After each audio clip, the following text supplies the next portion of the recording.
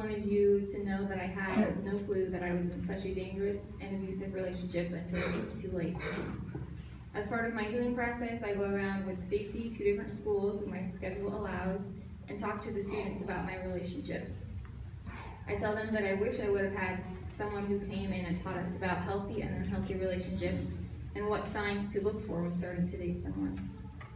My relationship was on and off for about 5 years, and I never experienced physical abuse during those years. So if someone would have asked me if I was in an abusive relationship, I would have told them no. My family and friends were not always very fond of my relationship because they thought that he was bad news and was not as motivated as I was.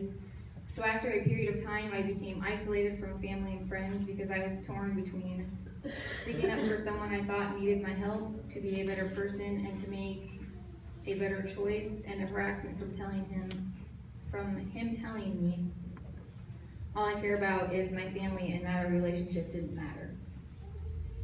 It made it very hard for me to be around anyone because when we were around my family or out with friends, his behavior would make everyone so uncomfortable that no one really wanted us around because they never knew what to expect from him. And to be honest, they were probably annoyed with me for sticking up for him and making excuses all the time about why I wasn't the same person they had once known. I had graduated, went to college, worked multiple jobs and paid the bills while he dropped out of school, chose partying over college or an education, and never held a steady job. I kept hoping that if I showed him that I was there to help him through the bad times, that he would change his ways. It had gotten to the point where I had invested so much time into this relationship that I was stuck and I didn't know what to do. I remember times of emotional abuse when he would put me down and tell me that I wasn't good enough or I wasn't pretty enough. And most of the time, it never really bothered me very much because I felt confident that I was good and I was pretty, and if I would start to cry because my feelings were hurt, he would make a joke about it and tell me he was just kidding. I always wondered why he would say things that were hurtful to me and do it enough that it would make me cry just to apologize to me when I got upset. Throughout the years, there were several times we broke up and got back together, and each time things would get worse. I was slowly digging myself deeper into the hole. I know now that when you are in a relationship that consists of breaking up and getting back together over and over again, that this is a sign that your relationship is really unhealthy, and that after each breakup, your relationship will get worse and it will never get better.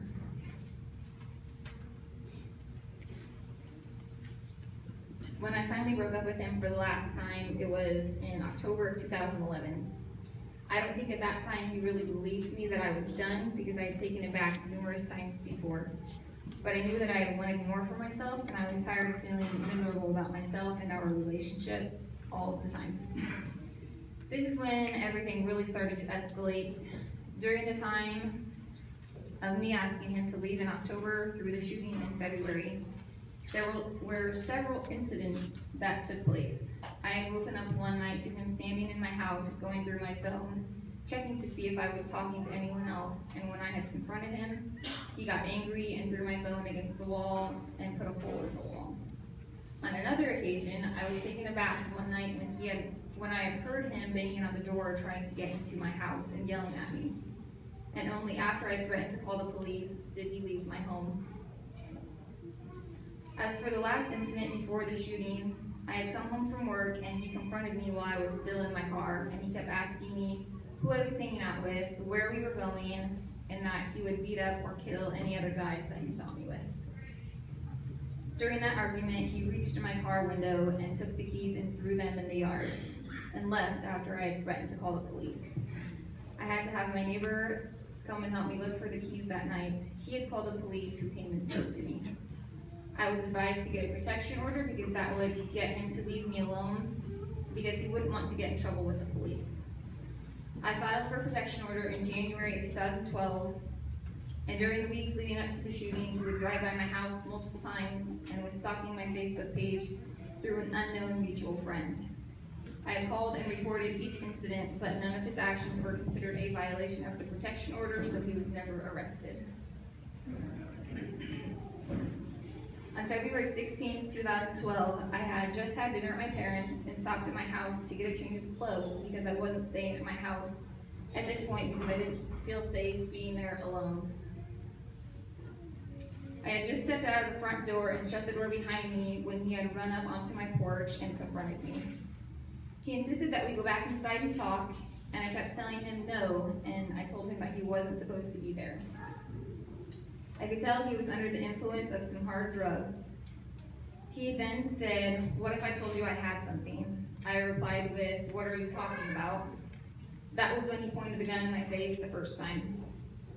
Out of instinct, I had pushed it out of my face. Then I had tried to start leaving. As I was headed from my porch to the street where my car was parked, he grabbed me by my arm and squeezed and demanded we go back inside and talk. I knew if we went back inside my house,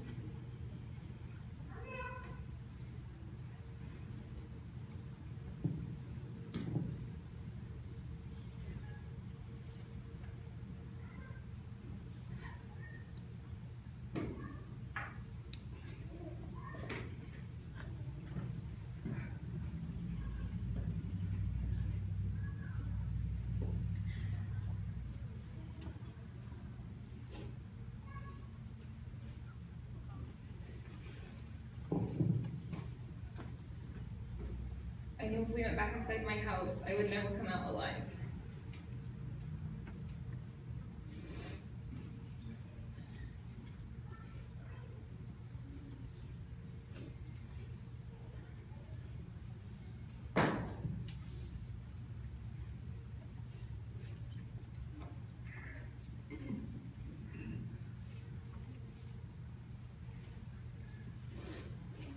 Just then a car was driving past us on Union Street, so I kind of made a scene and pulled my arm back, just hoping that someone would notice and maybe stop or at least call the police.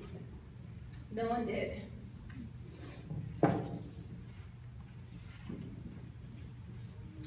After I had freed my arm, I kept walking to my car. As I had opened the back door to put my dog in, he was standing at the trunk of my car. This was when he shot me in the face at point blank range the first time. He took off running toward my garage, and I had gotten up and called 911. As I was on the phone with the dispatcher, she had a very difficult time understanding me with all of the damage to my face. As I was on the phone with 911, I was running around Union Street, trying to wave down a car.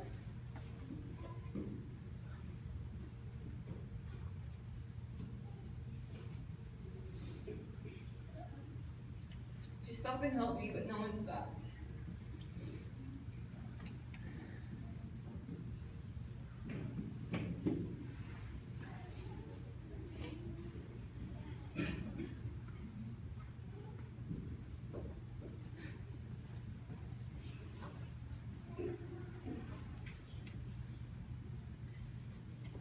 He must have heard me on the phone yelling and screaming because he had come back. I heard him say, "Hey Ash," and as I turned around is when he shot me in the face the second time.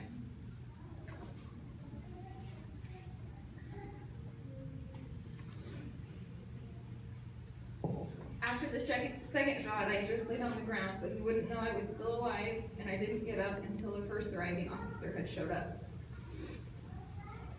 As I lay there, I didn't know if I was going to die or not, but I knew I had to do everything in my power to stay alive. I knew my little sister couldn't live without me. Once the officer arrived, I got up and sat on the curb in front of my car, hanging my head down so I could try to breathe. He had then opened fire again, so the officer and I had to run the block where we met the ambulance. The reality of what had just happened sunk in as I got into the ambulance. I saw my injured finger and clothes soaked in blood down to my boots. I woke up several days later in the hospital, and that's when I found out the last gunshot I heard while stepping onto the ambulance was that of him taking his own life. Initially, I didn't know if it was true. My family had reassured me that it was true and that I was safe. I felt a great sense of relief that I would never have to worry about facing him in court or having him come after me and finish what he had started. The past 3 years have been a struggle of ups and downs. I have had over a dozen surgeries to repair the damage and make it possible for me to function. I remember everything from that horrific night. People often ask me how I deal with all of this.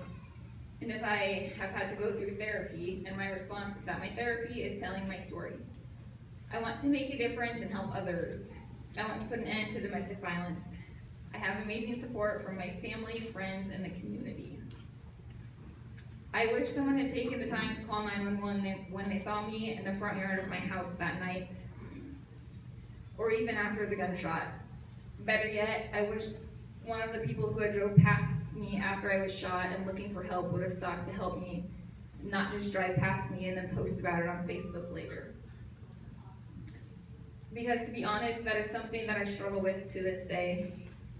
Domestic abuse is not always violent, and if you see something, hear something, or notice that someone needs help, don't ignore it.